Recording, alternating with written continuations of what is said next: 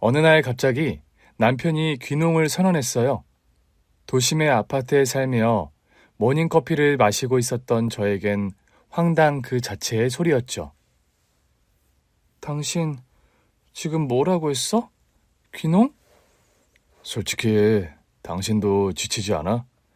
맨날 속쓰리다면서 웬 커피야? 공복이 커피 마시지 말라니까. 피곤하니까 그렇지. 커피라도 마셔야 잠이 깨니까. 그러니까 우리 이제 사람답게 살자, 응? 남편에게는 고향 땅이 있었어요.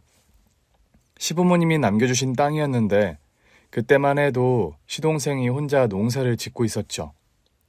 남편 몫의 땅까지 시동생이 관리할 겸 농사를 지었다 보니 매번 농작물이 우리 집으로 배송됐어요. 덕분에 신선한 농작물을 자주 선물 받았지만 그 농작물로 뭘 해먹을 시간과 여력이 없다는 게 문제였죠. 저에게 도시의 삶은 익숙하지만 늘 피곤한 삶이었어요. 저는 태생이 도시 출신이었다 보니 이건 외에 다른 삶이 있다는 생각조차 하지 못했죠. 그러나 남편에게 도시는 성인이 되어 날아든 낯선 삶이었나 봐요. 도시에서 피로가 누적되어 가자 남편의 시선은 자신의 고향 땅으로 향했어요. 물론 저는 완강하게 반대했죠. 나는 못 가. 시골에서 살아본 적도 없고 아무튼 싫어. 그럼 나만 가라고? 정 가고 싶으면 그렇게 하던가. 내가 주말에 한 번씩 가면 되잖아. 제가 뜻을 굽히지 않자 남편이 저를 살살 달래더라고요. 여보, 서찬이가 국가기술처에서 주는 젊은 농업인상 받았잖아. 알지? 그래. 도련님은 아버님 살아계실 때부터 농사를 배웠잖아. 한 번도 고향을 떠난 적도 없고. 그런 사람이 농사를 짓는 거지. 동생이 이미 다 해놓은 거에 우리는 숟가락만 얹는 거야. 우리가 처음부터 땅을 일궈서 시작하면 답이 없겠지만 우리 부모님이 농사 짓던 땅에 동생이 이미 잘 짓고 있는 농사에 우리 손만 보태는 거라니까. 아, 몰라. 가서 농사 지으면 매일 햇빛 아래 살면서 얼굴에 김이 잔뜩 낀 채 살아야 한다는 거잖아. 내가 매일 선크림 발라줄게. 수시로 발라줄게. 내가 손이 없어? 선크림 내가 바르면 되거든? 당신이 좋아하는 그 비싼 선크림 내가 다 사다 줄게. 서찬이 말이 내가 벌던 연봉보다 훨씬 더 번대. 그 정도라고? 솔직히 내가 다 아는 거지. 당신이 할 게 뭐 있어. 아무것도 할 거 없어. 결국 남편의 말에 속는 셈 치고 귀농을 결정했어요. 시부모님이 쓰시던 집은 도련님이 쓰던 중이라 우리는 그 근처에 내놓은 전원주택을 매매하기로 했어요. 살던 아파트를 처분하는데 진짜 코끝이 다 찡하더라고요. 그래도 전원주택이 완전 새 집이더라고요. 도련님이 알아보고 매매를 도와준 집이었는데 남편 말이 2년 전에 젊은 부부가 귀농하려고 지었다가 1년도 못 살고 가는 바람에 매매로 나온 집이라고 하더라고요. 처음에는 그 말에 더 좌절했었잖아요. 그것 봐. 젊은 사람들도 귀농했다가 포기하고 돌아갔다잖아. 우리는 거기가 고향이잖아. 나는 아니거든. 처음에는 내 집에서 잘 나오지도 않았어요. 그러나 남편이 농사 짓는데 아내가 할 일이 없을 리가요. 이제는 너무 잘 알죠. 그러나 그때는 선크림 잘 바르고 책 넓은 모자 쓰고 다니면서 간간히 남편 일이나 도울 줄 알았죠. 막상 농사를 돕다 보니 작물이 크는 걸 보는 재미가 쏠쏠하더라고요. 이게 다 돈이라고 생각하니 더 정성껏 기르게 되기도 했고요. 시골에 살다 보니 자연스럽게 아침형 인간이 됐어요. 도시에서 태어나 사는 내내 밤늦게 자고 아침 늦게 일어나는 게 제 체질인 줄 알았는데 아침 일찍 일어나기 시작하니 몸이 건강해지더라고요. 신기하다 싶었죠. 자연과 함께 살아서인지 도시에서 달고 살던 두통도 없어지고 시동생 농사를 도우며 시작했다 보니 시작부터 도시에서 버는 만큼은 충분히 벌 수 있었어요. 그쯤 되니 남편의 선택을 따른 게 후회되지는 않더라고요. 시골 동네 사람들과 친해지면서는 넉살도 좀 생겨서 이 집 저 집에서 반찬도 잘 얻어다 먹었고요. 뭐라도 나눠서 먹는 동네 사람들이랑 어울려 살면서 제 성격 자체도 점점 더 사교적으로 변하더라고요. 그게 그럴 수밖에 없었던 게 시골에서는 서로 도울 일이 많을 수밖에 없더라고요. 살아남기 위해서는 나도 마음을 열고 돕고 도움을 받는 수밖에 없었어요. 그 모든 일에 있어 우리 시동생이 큰 도움이 됐죠. 애초에 고향 동네를 떠나본 적이 없던 시동생이 그 모든 만남을 주선해 줬거든요. 우리 시동생은 정말 인품도 좋고 마음씨도 넉넉했어요. 도시 생활을 전혀 모르는 사람이라 시골 토박이 그 자체였죠. 재차 입을 삐죽 내민 채 시골에 도착했을 때 우리 시동생이 저한테 꽃다발을 안겨주지 뭐예요? 형수님, 잘 오셨어요. 지금은 낯설어도 절대 후회 안 하실 거예요. 이게 우리 시내에 새로 생긴 꽃집에서 사온 건데 그 아가씨도 도시에서 살다가 귀촌했다고 하더라고요. 돌아다니시다 보면 도시에서 와서 책방 연 사람도 있고 은근히 도시 출신들 많아요. 정말요? 예. 그러니까 농사일은 저랑 형이 다 할 테니까 형수님은 하고 싶은 거 다 하시면서 사세요. 그래서 제가 그랬어요. 동서라도 있으면 같이 어울려 놀 텐데. 그러자 시동생 얼굴이 새빨개지더라고요. 아, 그러니까 저도 가고 싶긴 한데요. 일이 워낙 바쁘기도 하고, 그러니까 꽃집 아가씨는 어떤데요? 애인 있대요. 그러면서 시무룩해지는 시동생을 보는데 아무래도 제가 두 팔을 걷어붙여야겠다 싶더라고요. 물론 시동생 말처럼 그냥 놀면서 살지 못했다 보니 소개팅에만 신경을 쓸 순 없었지만 그래도 간간히 좀 알아봤거든요. 그러다 전 직장 동료가 소개해줄 만한 아가씨가 있다고 하더라고요. 진짜? 어떤 친구인데? 귀촌이 꿈이네 야. 괜찮지 않아? 진짜 귀촌이 꿈이라고? 응, 우리 회사 신입인데 어릴 때 시골에 살았던 것 같다는데 사실 기억이 잘은 안 난다고 하더라고. 그래도 기회가 되면 나중에는 시골 가서 사는 게 꿈이라길래 내가 내 친구 시동생이 너랑 나이가 비슷한 부자 농부인데 한번 만나보겠냐 그랬거든. 그랬더니 너무 좋다는 거야. 이게 무슨 일인가 싶더라고요. 신나서 시동생에게 말했더니 시동생이 또 얼굴이 벌개져서는 웃더라고요. 저야 좋죠. 근데 지금은 도시 사는 아가씨가 저랑 연애하려고 할까요? 뭐 어때요? 요즘은 외국에 있어도 연애가 되는 시대인데 연락 자주 하고 주말에 한 번씩 보면 되지. 같이 서울에 살아도 다들 바빠서 일주일에 한 번 겨우 보는 커플도 많아요. 그런가요? 부담 갖지 말고 그냥 편하게 만나보고 와요. 어쨌든 소개팅도 계속 해봐야 느는 거니까. 형수님이 소개해 주시는 건데 어떻게 대충 봐요. 괜찮아요. 어차피 내가 아는 사람도 아니고.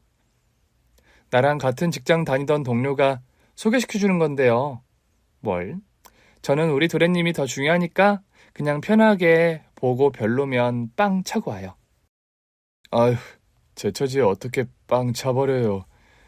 무조건 겸손하게 만나고 올게요.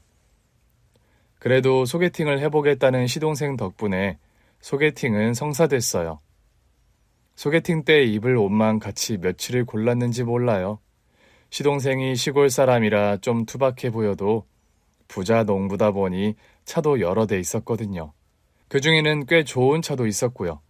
가장 좋은 차를 끌고 서울로 떠나는 모습을 보는데 귀엽더라고요. 남편이랑 같이 배웅을 하는데 남편이 갑자기 눈물을 훔치더라고요. 당신 왜 그래? 착한 녀석이라 좋은 사람 만났으면 좋겠어. 만날 거야. 걱정하지 마. 그래도 오늘은 큰 기대는 하지 말고 소개팅하고 오면 그래도 기분 전환도 되고 좋잖아? 좋은 사람이었으면 좋겠다. 당신도 알아본다고 하지 않았어? 시골 사는 농부라고 하니까 만나겠다는 사람이 없대. 젊고 성실하고 아주 착하다고 했어? 당연히 했지. 일단 시동생을 서울로 소개팅을 보내긴 했지만 솔직히 잘 될 거라고 생각은 못했어요. 특히 남편은 더 부정적인 편이었죠. 그날 밤 시동생이 돌아왔어요. 우리는 시동생 집에서 저녁을 차려놓고 기다리고 있었는데 시동생 표정이 뭐가 어떻게 된 건지를 잘 모르겠더라고요. 씻고 나오기에 밥을 차려줬는데 그 밥을 말없이 먹기만 하는 거예요. 남편이 기다리다 못해 물어봤어요. 왜 그래? 그 여자가 너 싫대? 싫으면 어때? 또 소개팅하면 되지. 형이랑 형수가 무조건 찾아줄게. 그런데 시동생이 말없이 몇 숟갈 더 뜨더니 더는 못 참겠는지 웃음을 터뜨리더라고요. 마음에 든대. 네가? 응, 또 만나기로 했어. 남편과 저는 그제야 안도의 한숨을 내쉬었어요. 둘이 집으로 돌아오는데 발걸음이 어찌나 가볍던지 제가 더 신이 나더라고요. 일단 거절을 안 당했다니 잘 됐다. 그래도 서울 여자라서 계속 만나는 건 어려울지도 몰라. 그러니까 너무 설레발치지 말고 도련님한테 부담 주지 마. 알아, 나도 알지. 그래도 저 녀석이 좋아하는 거 보니까 내가 좋아서 그래. 그건 나도 그래. 좋은 여자 만나서 얼른 결혼시켰으면 좋겠다. 그럼 나도 말동무도 하나 더 생기고 좋잖아. 그러니까 평소에 결혼 생각 없다더니 알고 보니 결혼할 여자가 없는 거였더라고. 얘기해 본 적 있어? 응. 그때 우리 출하 마치고 술 한잔 할 때 너는 진짜 장가 생각이 없냐? 왜 찾아 나서질 않냐? 그러니까 찾아 나선다고 구해지는 게 아니라고 하더라고. 시골에 장가 못 간 남자들이 한둘인 줄 아느냐면서.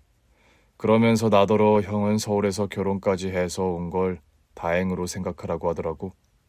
그런 녀석이 자기가 좋다는 여자가 생겼으니 얼마나 행복하겠어. 그러게. 그런 속도 모르고 소개팅만 주구장창 해주려고 했었네. 그래도 당신이 소개팅해준 덕에 애가 웃잖아. 그런데 더 놀라운 일은 오래지 않아 일어났어요. 시동생이 한 번씩 서울에 가는 것 같더니 그 여자랑 몇 달 만에 결혼을 하겠다고 한 겁니다. 결혼식은 서울에서 해야 할 것 같아요. 형수님이 신경 좀 써주실 수 있죠? 결혼을 하겠다고요? 만난 지 1년도 안 됐는데? 확신이 들어서요. 제가 지켜주고 싶어요.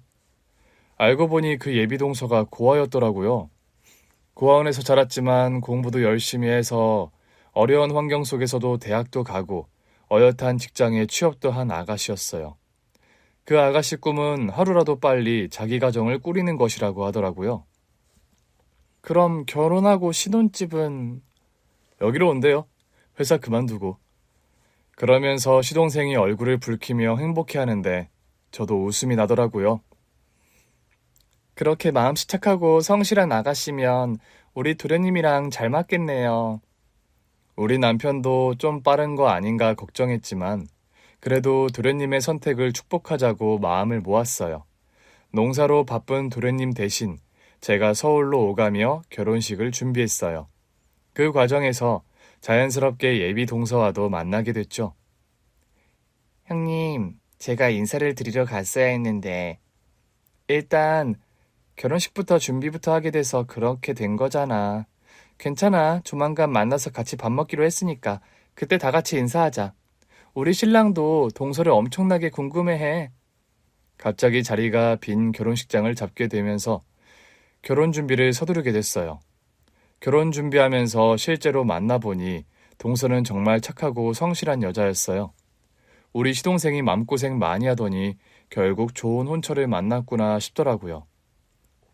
남은 건 결혼식이었어요.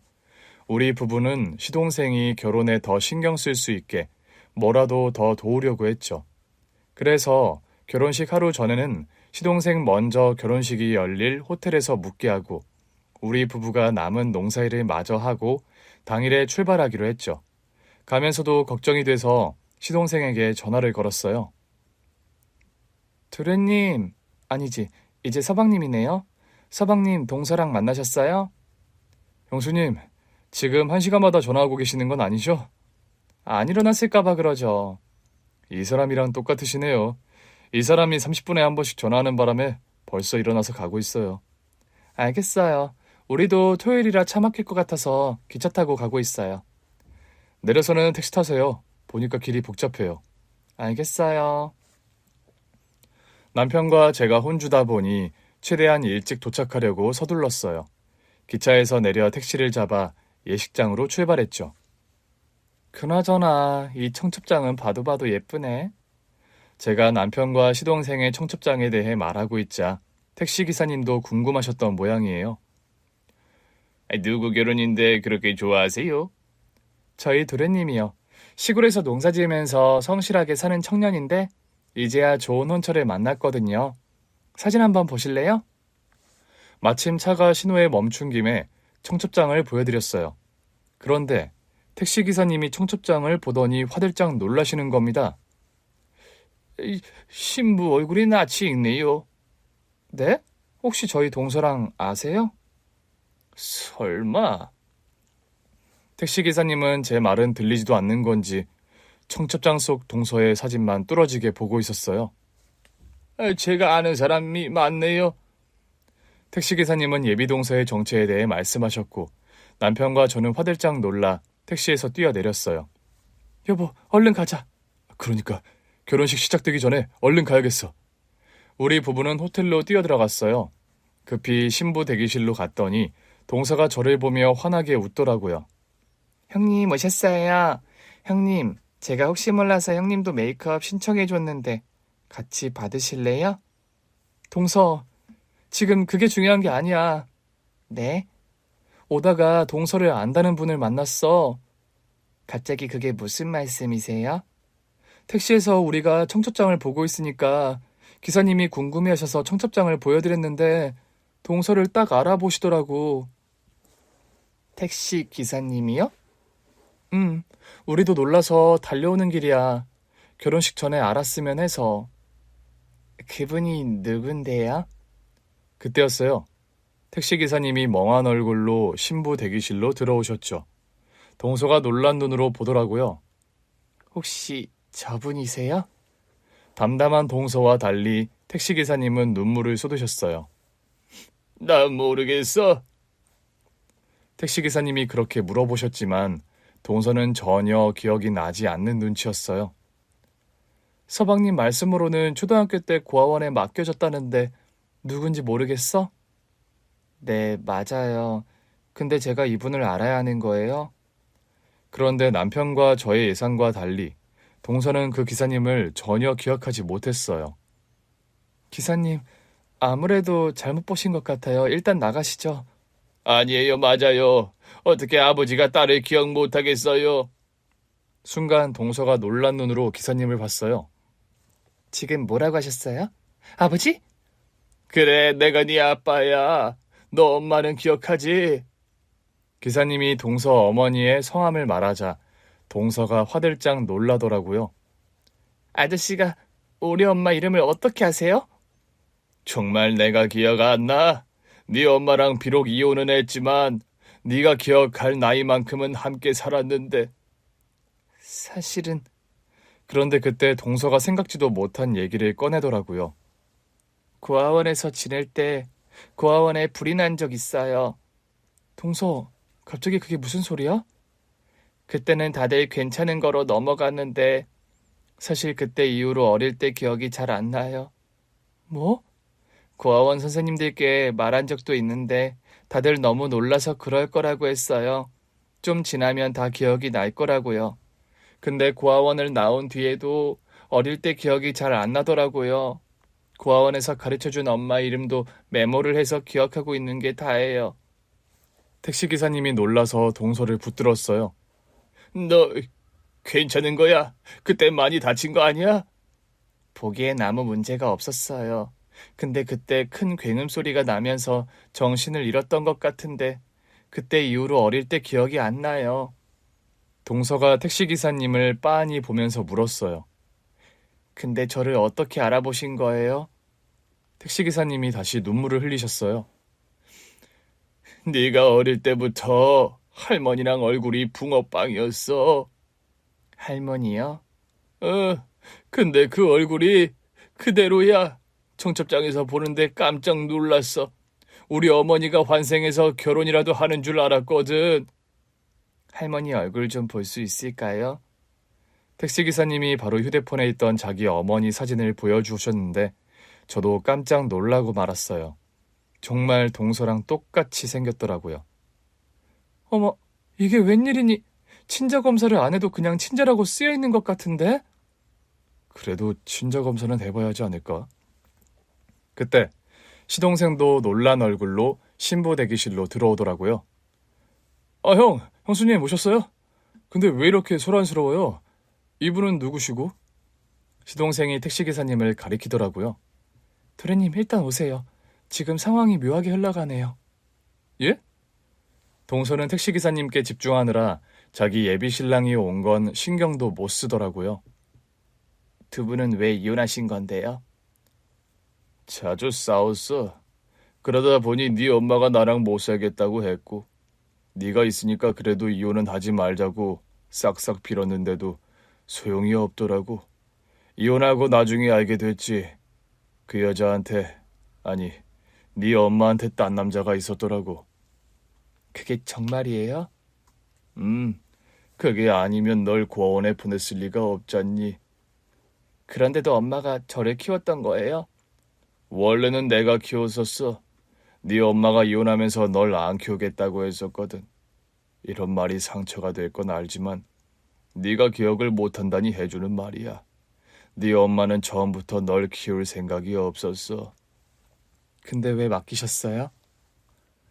그런데 왜 제가 고아원에... 내가 돈 벌러 사우디에 갔었거든. 사우디 가서야 알게 됐어. 네 엄마가 사실은 다른 남자가 있다는 걸. 급히 네 엄마한테 연락했더니 너는 잘 지내고 있다고 하더라고. 그래서 이미 이혼한 사이에 남자가 있냐 없냐 묻는 것도 아닌 것 같아서 그냥 너만 부탁했어. 사우디 일만 마치면 바로 데리러 갈 테니까 조금만 더 봐달라고. 알겠다고 하더라고. 양육비나 제때 보내라면서. 그런데 내가 돌아왔을 때 네 엄마는 세상에 없었어. 네? 아닌데 엄마가 저를 고아원에 맡겼다고 했어요. 나한테 거짓말 했던 거지. 네 양육비를 한 달치라도 더 받으려고 거짓말하고 너는 벌써 고아원에 맡겼던 거야. 그 동네 소문이 쫙 퍼졌더라고. 애엄마가 남자한테 미쳐서 애를 고아원에 보내고 야반도주했다고. 그런데 고아원에서 널 찾을 수가 있어야지. 일단 네 엄마를 찾으려고 했는데 글쎄 그 남자랑 야반도주하다가 교통사고로 세상을 떠났다는 거야. 그래서 네 행방을 찾을 길이 없었어. 그래서 제가 고아원에서 자라게 된 거예요? 네 기억이 있다면 참 좋았을 텐데. 아빠랑, 아니 나랑 재밌는데도 많이 다녔거든. 얘기를 듣자 하니 동서의 기억이 없는 게 문제더라고요. 그래서 제가 끼어들었죠. 저기, 그럼 일단 친자 검사를 해보는 게 어떨까요? 그거 하면 바로 결과가 나옵니까? 바로는 안 나올 거예요. 그러니까 우리 딸이, 아니, 아직 확실하지는 않지만 결혼한다는 거죠. 바로 몇 시간 뒤에. 동서도 난처한 얼굴로 저를 보더라고요. 저는 시동생을 봤어요. 시동생도 갑작스러운 상황에 넋이 나간 것 같더라고요. 형님, 결혼식 조금만 미루면 안 될까요? 이분이 제 아버지시면 저 이대로 결혼하면 후회할 것 같아요. 자기야, 우리 조금만 미루면 안 돼? 근데 자기야, 지금 결혼 미루면 식장 잡는 게 보통 일이 아닐 거야. 드디어 자기 가정을 꾸린다며 좋아하던 시동생의 표정을 봤었기에 가슴이 너무 아프더라고요. 그러나 결국 시동생은 고개를 끄덕였어요. 형수님, 결혼 미루는 게 좋겠어요. 이 사람 행복하게 해주려고 결혼하는 건데 친아버지실지도 모를 분을 빼놓고 결혼할 순 없죠. 자기야 정말이야? 정말이지. 그러더니 시동생이 택시기사님께 허리를 숙여 인사하더라고요. 아버님, 처음 뵙겠습니다. 아직은 아니죠. 일단 친자검사가 맞으면 그때 합시다. 친자검사도 아니고 이 사람 병원에 가서 기억력에 문제가 있는지도 검사해보는 게 좋겠어요. 도련님, 좋은 생각이에요. 결혼 미루는 김에 검진도 좀 받고 필요한 치료가 있으면 치료도 받고 하염없이 울던 동서가 눈물을 닦더라고요. 정말 죄송합니다. 하객분들 다 오고 계실 텐데. 우리 지금은 동서가 친아버지를 찾을 수 있다는 사실만 기억하자. 찾으면 경사잖아. 그 길로 우리는 바로 친자 검사를 의뢰했고 부득이 결혼식을 미루게 됐다는 연락도 돌렸어요. 아직 결혼식까지 시간이 좀 남아서 식장에 도착한 하객이 그나마 없다는 게 다행이었죠. 동서는 검진 결과 기억 상실이었어요.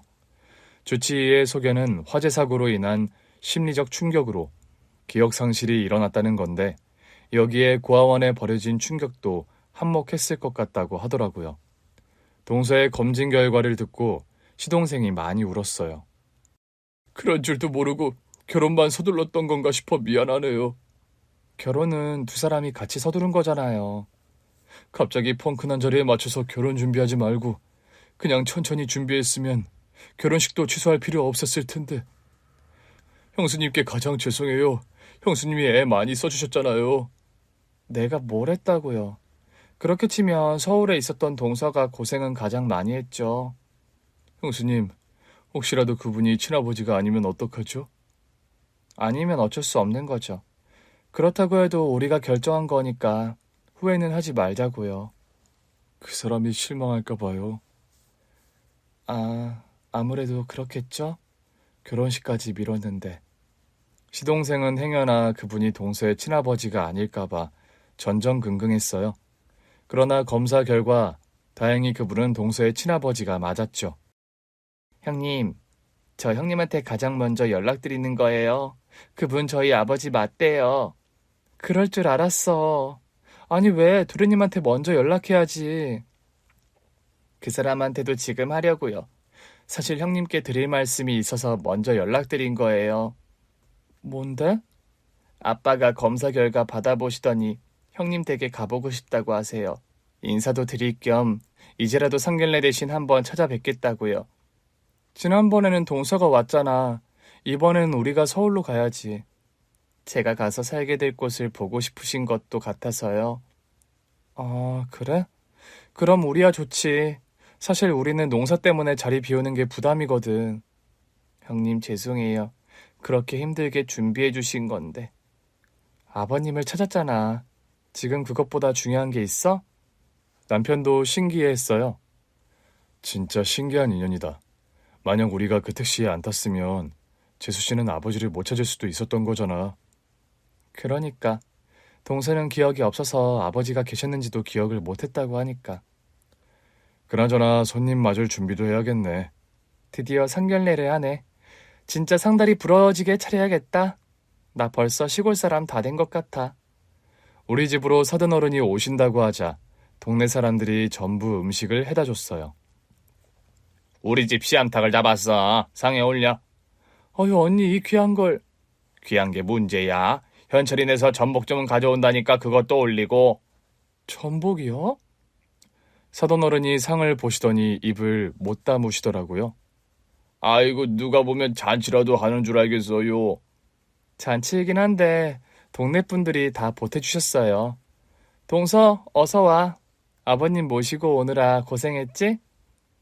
형님 이렇게 준비하실 줄 알았으면 저도 좀 일찍 와서 도울 걸 그랬어요. 돕긴 뭘 도와. 얼마 만에 만난 아버지인데 결혼 전에 아버지랑 시간 많이 보내. 동네 사람들도 궁금한지 우리 집 근처를 왔다 갔다 하더라고요. 그래서 동서가 인사도 드렸어요. 곧 동네 주민들 사이니 미리 인사해서 나쁠 것도 없잖아요. 다 같이 모여서 식사를 하는데 동서가 아직도 믿기지 않는다고 하더라고요. 만약 그날 아버지를 못 뵀으면 어쨌을까 싶을 정도로 마음이 편해요. 다시 한번 죄송해요. 저 때문에 하객분들께 민폐를 끼쳤네요. 괜찮다고 했잖아. 동서랑 사돈어른만 생각해. 문제는 다시 식장을 잡으려고 보니까 잡을 데가 없더라고요. 전처럼 갑자기 비는 자리가 또 생기지 않을까? 호텔은 다시 나기 힘들다고 하더라고요. 그래서 예식장으로 알아보고 있는데 쉽지가 않아요. 이렇게 바로 친자가 나올 줄 알았으면 그냥 그 자리에서 모시고 결혼을 할 걸 그랬나 싶기도 하고요. 그러니까 말이야. 나도 네가 기억이 없으니까 아빠라고 우길 수도 없고 내가 그때 사우디를 가지 말았어야 했나 봐. 안 갈 수 있는 것도 아니었다면서요. 그렇긴 한데 그때 안 갔으면 우리 딸이 엄마 손에서 클 일도 없었고 고아원에 버려지는 일은 없었을 테니까. 지금은 기억도 없어서 상처도 없어요. 기억은 언제든 돌아올 수 있다잖아. 차라리 기억이 났으면 좋겠어요. 아빠를 만나고 나니 기억이 없는 게 답답해. 근데도 아빠라는 건 확실히 알겠어요. 느껴져? 네, 나를 보는 눈빛이 아빠 같아. 나는 이런 눈빛을 우리 신랑한테 처음 느꼈었거든. 사돈어른이 우리 시동생을 애틋하게 보시더라고요. 고마워. 고아인 줄 알고 자란 내 딸을 성심껏 사랑해줘서. 제가 첫눈에 반했습니다. 근데 언감생심이라고 생각했죠. 딱 봤는데 너무 도시 아가씨 같은 거예요. 맞다. 우리 도련님 지금껏 소개팅 얘기도 제대로 해준 적 없었는데 오늘 시원하게 들려줘요. 쑥스러워서 그랬어요. 또 그러다가 행여나 내가 차이면 창피하니까 말 못했죠. 그래서 첫눈에 반한 게 도련님이었어요? 형님 아니에요. 저도 첫눈에 반했어요. 사람이 어찌나 순박하고 순수하던지 이 사람이다 싶더라고요. 정말? 서로 그랬단 말이야? 그랬다고는 하는데 제가 보기엔 제가 첫눈에 반한 게 맞아요. 첫인상은 서울 깍쟁이 아가씨 같았는데 첫인사 나누자마자 사람이 참 따뜻하더라고요. 시골에서 사는 게 어떤 건지 궁금해하기도 하고 어릴 때 살았던 것 같은데 기억이 잘 안 난다 그러면서 첫 만남에서 바로 자기가 사실 부모님이 없다고 하더라고요. 초등학교 다닐 때부터 고아원에 살았다고요. 처음부터 얘기했었구나. 사실은 그래서 처음 만나고 와서 형이랑 형수님께 바로 무슨 얘기를 못했던 것 같아요. 저는 좋은데 또 형수님이나 형이 그 점을 마음에 걸려할까 봐요. 그래서 너무 많은 얘기 안 하고 제가 더 만나본 거예요. 형이랑 형수님이 걱정할 사람 아니라는 걸 확신하고 싶었거든요. 그래서 언제 확신했는데? 두 번째 만남에서. 뭐? 두 번째 만남에서 자기가 나한테 되게 발라줬던 거 기억나? 그거. 그 얘기는 또 왜 해? 내가 얼마나 민망했는데. 동서 민망하다니 왜? 아니, 남편이 훨씬 잘하는 일을 제가 해준다고 나섰던 거예요. 제 눈에는 이 사람 손이 하도 거칠어 보여서 핸드크림을 잔뜩 발라줬거든요. 그래서 대개는 내가 발라줄 테니까 먹기만 하라고요. 그랬더니 이 사람이 보다 자기가 해주겠다면서 너무 손쉽게 대게를 발라주는데 깜짝 놀랐어요. 나는 시골 출신이라 한 번씩 먹으니까 나 생각해서 발라준다는데 성의를 봐서 기다렸지. 근데 옷을 다 버리겠더라고. 우리 동서가 진짜 내숭도 없고 너무 따뜻했네. 우리 도련님이 반할만 하다. 근데 사돈 어르신, 동서가 시골에 와서 사는 건 괜찮으세요? 본인은 좋다고 했다던데 내심 걱정되실 것 같아서요. 걱정할 게 뭐 있어요. 우리 딸 기억이 맞아요. 어릴 때 시골에서 산 적이 있어요. 아이 낳고 아내가 산후 우울증이 왔었거든요. 저는 일을 해야 하는데 아내가 애 밥도 제대로 안 먹이고 기저귀도 안 갈아주고 집에 돌아오면 집안엔 냄새가. 제가 겨우 와서 애 기저귀 갈아주고 울다 지친 애 입에 젖병 물려주고 그렇게 지내다가 이러다가는 애 잡겠다 싶어서 본가에 맡긴 적이 있어요. 우리 애가 어렴풋이 기억한다는 시골 기억이 아마 그거일 거예요. 3년은 우리 본가에서 살다 왔으니까. 어쩐지 나는 그 흐릿한 기억 속에서도 엄마 아빠가 없었던 것 같아서 내가 처음부터 고아였다고 생각했어요. 아니야, 고아 아니었어. 엄마가 산후 우울증이 심해서. 그럼 혹시 그때부터 다른 남자 만났던 건 아니에요? 사돈어른이 잠깐 망설이시더라고요. 그러더니 눈앞에 있는 물 한 컵을 벌컥벌컥 들이키셨어요. 사실 우리 딸 처음 본 날 엄마가 바람났다는 얘기를 괜히 했나 싶더라고. 널 찾은 기쁨과 함께 네 엄마에 대한 화가 치솟아서 나도 모르게 한 소리인데 괜한 소리를 했다 싶었지. 네가 상처받았을 것 같았어. 아빠한테 더 상처였겠지. 그렇긴 한데 모르겠어. 언제부터였는지. 근데 그 상대가 동창이라고 하더라고. 그러니 오래된 사이일 수도 있었겠지. 아빠는 날 위해서 최선을 다했다는 거 알아요. 그러니까 저한테 미안해하실 거 없어요. 이제 저도 어른이잖아요. 그냥 궁금한 거예요. 내 엄마는 도대체 어떤 사람이었길래 거짓말을 하고 자식을 고아원에 버렸나 해서요. 그리고 더 솔직히 말하면 나도 그런 사람일까봐 긴장하게 돼요. 그게 무슨 소리야? 결혼하면 아이도 낳을 텐데 나도 그런 엄마의 딸이니까 그럴 수 있잖아요. 그런 사람으로 안 살려면 다 알아야 한다고 생각해요. 그게 얼마나 부끄러운 일인지 누구보다 더 처절하게 생각할 거예요. 저는 동서에게 꿀밤을 줄 수밖에 없었어요. 에휴, 아버지 앞에서 못하는 소리가 없다. 동서가 어떻게 엄마랑 같은 사람일 수 있어? 절대 아니야. 그 엄마가 키웠으면 모르겠는데 동서는 사돈어른이 키우셨고 그 손을 떠나서 고아원에 맡겨졌던 거야. 엄마에 대한 기억도 없으면서 무슨 엄마를 닮아. 그럴까요? 그럼 동서는 딱 봐도 서던어른 같아. 저 닮는다고 뭐 좋을 건 없지만 솔직히 나 같긴 해. 엄마랑은 딴판이야. 그러자 시동생도 끼어들더라고요. 자기 절대 그런 사람 아니야. 행여 그렇다고 해도 내가 꼭 붙잡을게. 정말? 나 절대 놓으면 안 돼. 혼을 내서라도 데리고 살아야 해. 알겠지? 당연하지. 갑자기 둘이서 애틋하게 쳐다보는데 어이가 없더라고요.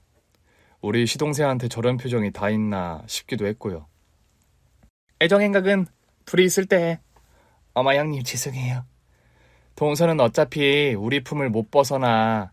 여기 이촌 동네 생활에 자유가 있는 줄 알아? 사방이 CCTV야. 쓸데없는 생각 말고 결혼식 어떻게 진행할지나 논의하자. 이렇게 식장이 없으면 내년에나 다시 해야 하는 거 아니야? 안 그래도 초대했던 하객들이 파혼이냐고 하도 물어봐서 내가 아니라고 했는데 다음 날짜가 잡히기 전까지는 아무도 안 믿을 것 같아. 형수님, 그래서 저랑 이 사람이 생각한 게 있긴 한데. 뭔데요? 결혼식을 꼭 서울에서 해야 하는 건 아니잖아요. 그렇긴 한데 그래도 서울이 낫지 않아요? 형님, 저 서울에서 안 해도 돼요. 그래서 이 사람이랑 같이 교회에서 결혼식 할 만한 곳이 있나 찾아봤는데 꽤 많더라고요. 꼭 예식장이 아니어도 괜찮을 것 같아요. 예식장이 아니라고? 네, 형님. 이거 한번 봐주실래요? 동서랑 시동생이 찾아온 결혼식 장소는 꽤 로맨틱했어요. 어머, 이게 어디야? 카페인데요. 평일에는 카페를 운영하다가 주말에는 예식 장소로 대여도 해주더라고요. 카페 정원도 너무 예뻐서 야외에서 예식하는 사람들도 꽤 있고요. 저 뒤로 강이 보이네. 너무 예쁘다. 근데 실외에서 예식을 올리면 사진이 예쁘게 안 나온다던데? 형님, 저는 그런 것보다 그냥 모두가 행복한 결혼식이었으면 좋겠어요. 호텔 예식을 당일에 취소하는 바람에 돈을 날렸지만 이참에 좀 다른 식의 결혼식을 해도 좋을 것 같더라고요. 동네를 들어보니 서울이랑 우리 살던 시골 동네에 딱 중간 정도 되겠더라고요. 하긴 이번에 식 취소되는 바람에 전에는 오려고 했던 사람들도 이번에는 안 올 수도 있어. 어차피 그럴 거면 둘이 좋은 데서 해. 나는 무조건 찬성이야. 사돈어른은 어떠세요? 제가 이제 와서 무슨 감나라 배나라 할 자격이 있겠어요? 저는 무조건 찬성이지요. 아, 그리고 이거. 사돈어른이 돈 봉투를 꺼내놓으셨어요.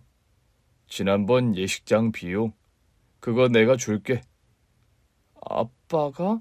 아니야, 아빠. 우리 그냥 그만큼 경비를 줄여서 진행하는 거로 결정했어. 이 돈 없어도 돼. 그래요, 사돈어른. 택시 운전하셔서 열심히 버신 돈일 텐데요. 그 돈을 우리 딸 안 주면 누굴 주겠어요? 사실 이 돈은 제가 우리 딸 태어났을 때부터 지금까지 매달 적금 넣어 모은 돈이에요. 시집 갈 때 주려고 했는데 평생 못 이룰 꿈이 될 줄 알았거든요. 꿈을 이룬 게 얼만데요. 그럴 거면 동서가 받는 게 맞겠네. 아빠. 받아. 결혼해 보태. 근데 뭐 우리 사위가 돈은 충분히 벌고 있는 것 같아서 우리 딸은 돈 걱정은 없겠다 싶긴 하네. 아빠 그거 어떻게 알았어요? 나도 결혼 준비하면서 알게 됐는데 우리 신랑 부자 농부더라고요. 어머, 동서. 소개팅 받을 때 부자 농부라는 얘기 못 들었어? 들었던 것 같긴 한데 제가 귀담아 듣질 않았나 봐요. 사돈어른은 어떻게 하셨어요? 우리 도련님이 알려드렸어요?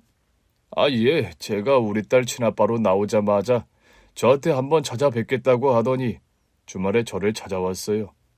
그러더니 자기가 지금껏 모은 돈이랑 재산 목록을 쭉 나열하더니 일단 돈 걱정은 절대 안 하고 살게 하겠다.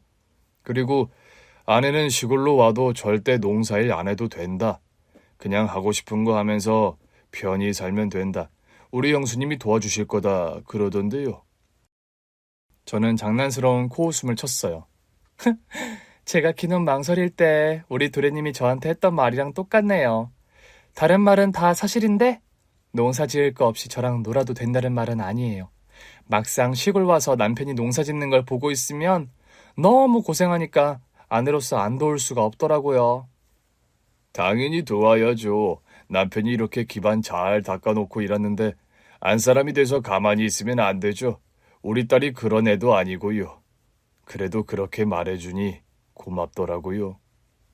저 진짜 그럴 거예요. 아, 형수님도 형이 농사 안 지어도 된다고 했잖아요. 말은 그렇게 했어도 안 할 수가 없다니까요. 그럼 우리 진짜 남편들 일 안 도와주고 놀러 다니고 시내에서 좋아하는 가게 차려도 돼요? 아, 형수님, 왜 안 되겠어요? 이 사람 책도 좋아하고 문화 활동도 좋아하더라고요. 형수님이 데리고 다니면서 재미있게 지내세요. 농사는 저랑 형이랑 다 할게요. 형, 그렇지? 그럼 나도 어깨 아파하고 팔 아파하는 네 형수한테 일 그만해도 된다고 아무리 해도 말 안 들어. 재수씨 들어오면 이참에 둘이 몸 편히 살았으면 좋겠어. 형님 가능할까요? 잘도 가능하겠다. 그래도 우리 같이 취미 생활은 하나씩 하자. 사실 우리 동네 사람 중에는 같은 취미 생활할 사람은 없거든. 저는 너무 좋아요. 형님이랑 같이 일도 하고 한 번씩 나가서 취미 생활도 하고 우리 넷이 같이 할 시간은 없을까요? 우리 예비 신랑 말로는 시간이 잘 나진 않는다고 하더라고요. 신경 쓸 게 워낙 많아서. 그러면서 저더러 전화 호의호식하면서 살면 자기는 바랄 게 없대요. 그래도 한 번씩 다 같이 맛있는 거 먹을 시간 정도는 돼. 저는 부부 동반 여행 가는 것도 꿈꿨는데. 알겠어. 형이랑 나랑 어떻게든 시간 내서 1년에 한 번 정도는 여행도 가자. 어때, 형? 우리 둘 다 자리 비우는 게 가능할까? 농사 얘기가 나오니 남편들이 너무 진지해져서 다른 얘기로 화제를 돌렸어요. 결국 시동생 부부의 결혼식은 외곽에 있는 강이 보이는 카페로 결정됐어요. 동서랑 같이 계약도 할 겸 보러 갔는데 너무 아름답더라고요. 동서, 여기서 결혼하면 꼭 한 편의 영화 같을 것 같아. 형님, 혹시 영화 좋아하세요? 완전 좋아하지. 나 완전 서울 토박이야. 쉬는 날 영화 보고 카페 가고 하는 게 일상이었는데 이제는 시골 안악 다 됐지 뭐. 찾아보니까 시내에 영화관도 있고 카페도 있던데요. 맞아. 이제 동서 있으니까 진짜 가능할 수도 있겠다. 영화 보고 커피 마시고.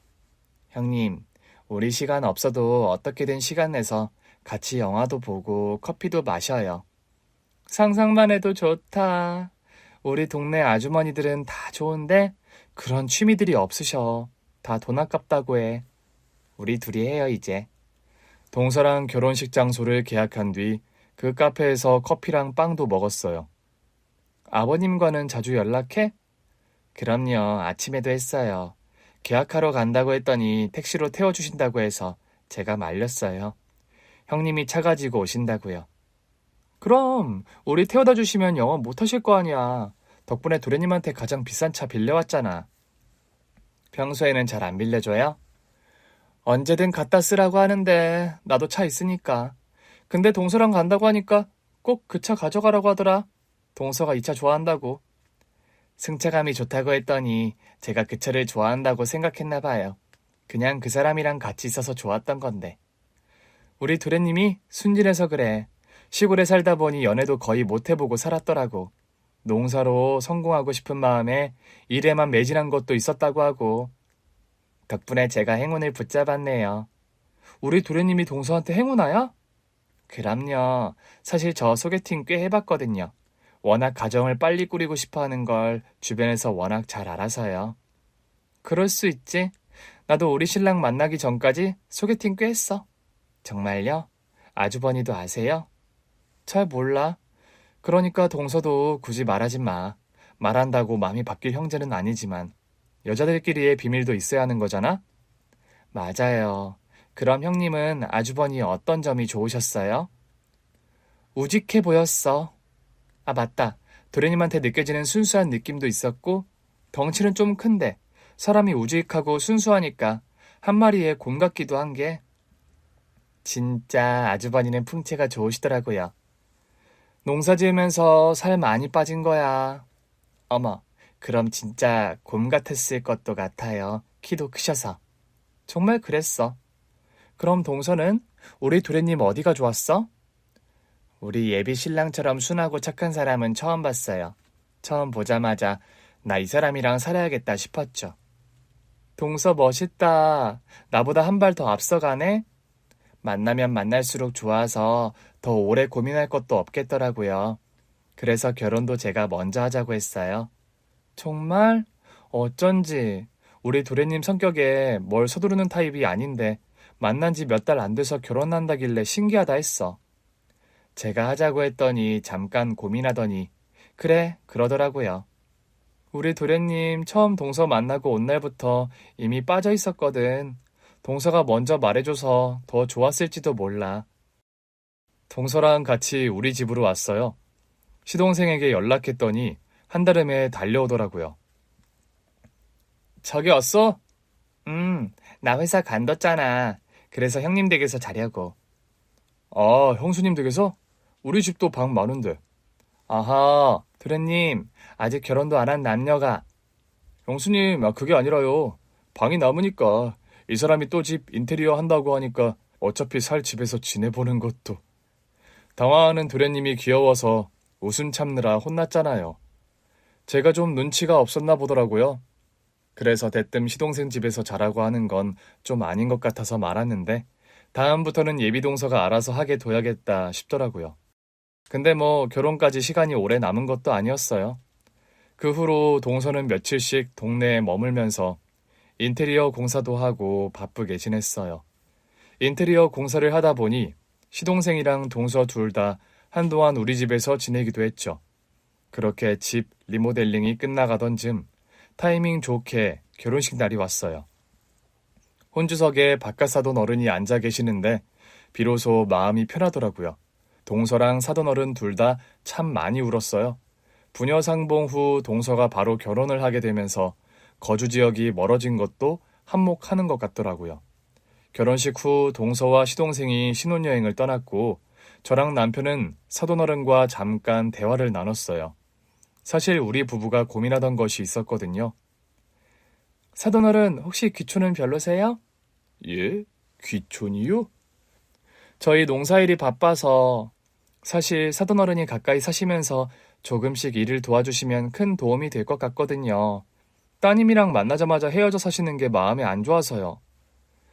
근데 제가 너무 가까이 있으면 우리 사위가 불편하지 않을까요? 그 점은 이미 동생이랑 다 얘기 끝났어요.